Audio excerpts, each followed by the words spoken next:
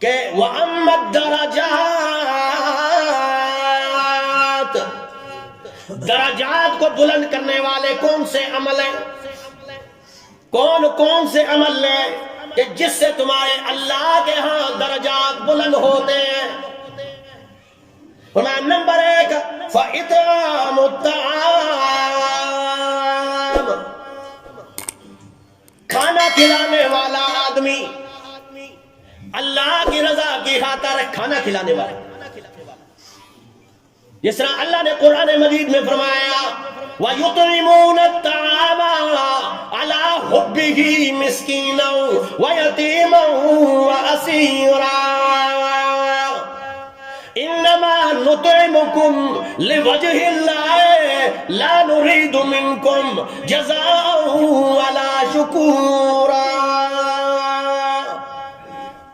فرمایا جو لوگ کھانا کھلاتے ہیں اللہ کی رضا کی خاطر، اس میں نمود نہیں ہے، نمائش نہیں ہے، دکھلاوا نہیں ہے، ریا نہیں ہے، وَيُطْعِمُونَ الطَّعَامَ عَلَى حُبِّهِ،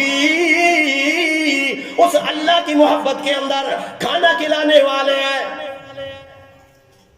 مسکینا ویتیما واسیرا، مسکین کو، یتیم کو، مسافر کو کھانا کھلانے والے یا قیدی کو۔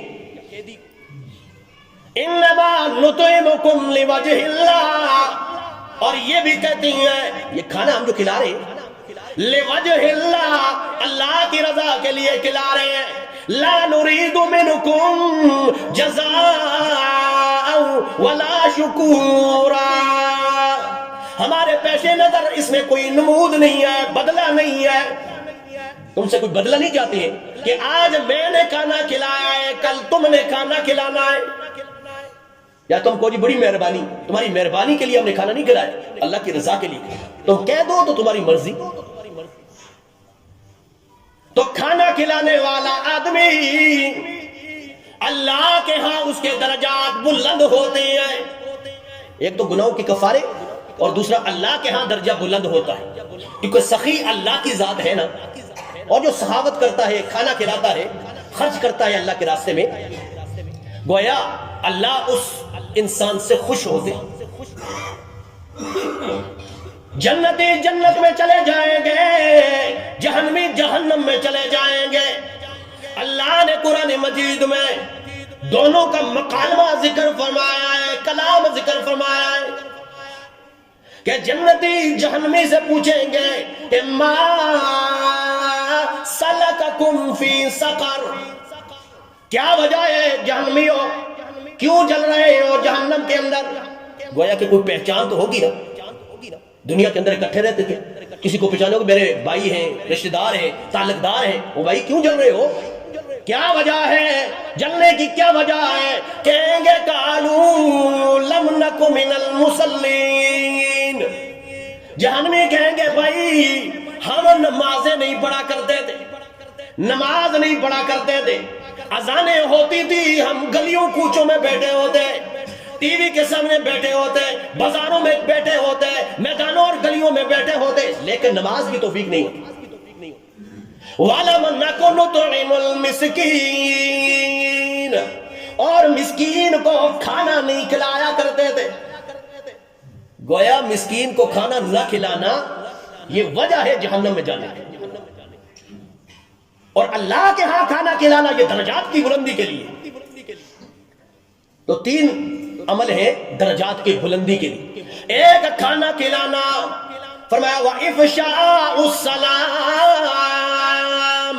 دوسرا عمل اللہ کے ہاں درجے بلند کرتا ہے سلام کرنا، سلام کو رائج کرنا۔ کتنے دور ہے ہمیں سے، غرض کے لیے تو لوگ سلام کرتے ہیں، بلا غرض بغیر پہچانے کی کسی کو سلام کرنے کے لیے تیار، اسلام کیوں نہیں کیا بھائی ہم تو نہیں پہچانتے یہ کون۔ نبی مہربان صلی اللہ تعالی علیہ وسلم نے فرمایا افشوا السلام عرفت ومن لم تعرف، سلام کو رائج کرو چاہے پہچانتے ہو یا نہیں پہچانتے، سلام کیا کرو، اور سلام کرنا یہ سنت ہے اور جواب دینا یہ واجب ہے۔ اس طرح نبی مہربان صلی اللہ علیہ وسلم نے فرمایا کہ 5 چیزیں، 5 عمل ایسے ہیں جو مومن مسلمان پہ حق ہیں. حق المسلم علی المسلم 5، 5 عمل مسلمان کے حق ہے مسلمان پر. ایک اس میں ہے رد السلام، سلام کا جواب دینا. گویا کوئی آدمی السلام علیکم کہے، تم نے جواب میں وعلیکم نہیں کہا، گویا اس کا حق تم نے پامال کر دیا، اللہ کے ہاں تو مجرم ہوگا. تو نمبر 2 درجات کے بلندی کے لیے دوسرا عمل کیا ہے؟ وَإِفْشَاءُ السَّلَامِ،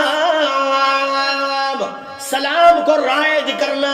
کتنی بہترین دعا ہے السلام علیکم. آپ پر سلامتی ہو، امن ہو، سکون ہو، رحمت ہو، فضل ہو، مہربانی ہو.